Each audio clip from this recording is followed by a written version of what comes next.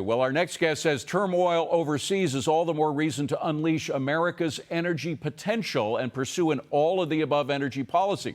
Former Undersecretary of Energy under President Trump, and we should mention nuclear submarine veteran Paul Dabbar joins me now.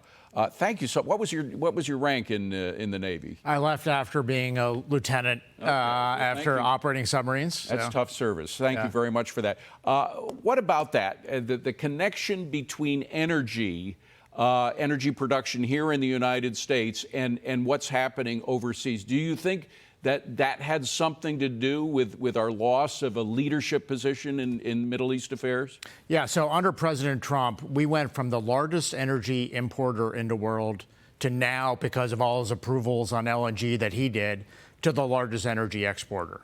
So under his leadership, right, we were able to shift that. So from a national security point of view, the shift from being dependent on the Middle East to leading the world under what he did and reasserting that is obviously very key for national security, which is obviously an important topic for today. Liquefied natural gas came under fire from the Biden administration. In fact, they are now, even before they leave office, working on the study that may put a monkey wrench in the new Trump administration's plans to get rid of the pause on export of liquefied natural gas. What can you tell us about that?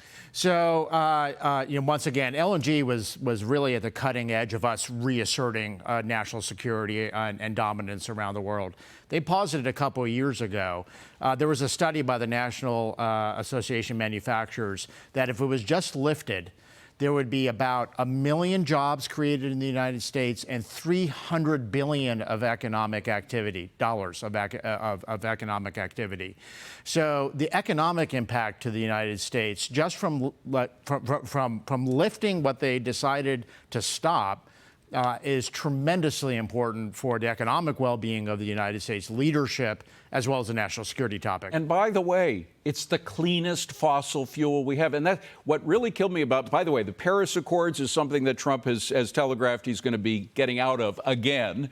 Of course, the Biden administration got back into it. But poor countries suffer the most from a lot of these green energy plans because they could be the beneficiaries of natural gas, couldn't they, rather than being forced to essentially burn dung? Yeah, absolutely. So natural gas is an extremely clean fuel. U.S. leads on that topic. And the alternative is to go build, other plants that are much dirtier by communist China. So it doesn't make a lot of sense for the environment, of which, President Trump was, as he said on his in one of the debates, clean air and clean water. He led the world, in clean air and clean water when he was president, and expect that will happen. And that is very helpful for the emerging markets rather than communist China technology. Absolutely. Paul Dabbar, great to see you. And you would serve if asked to come back into a new Trump administration? It was an honor to serve previously under and to help accomplish what we did. All right. And you would do so again? I'm here to support President Trump if it's appropriate. Paul, thank you very much for being here. Appreciate it.